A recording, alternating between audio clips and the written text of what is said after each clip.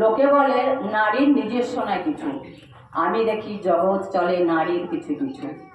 বাপের ঘরের লক্ষ্মী আমি, স্বামীর ঘরে অন্নপূর্ণা, ছেলের ঘরের জননী আমি, আমি ছাড়া সংসার অসম্পূর্ণা। আমার থেকে আপন করতে আর কেউ পারে, বাপের ঘরকে ছেড়ে এসো পরকে বাড়ি ঘরে। গোত্র থেকে গোত্রান্তর যদি আমি হই, জেনে রেখো জননী রূপে সকল দুঃখ সই। ভারত মাতা সেও নারী, নারীর জগৎ ধাত্রী, নারী হলো এই জগতে সবার জন্মদাত্রী।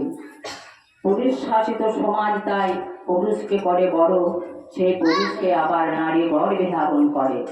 মহাকাল চিরকাল নারীর পদতলে স্থায়িত চিরকাল, নারী ছাড়া জগৎ সংসার সবই হবে অচল। ওম নমস্তে।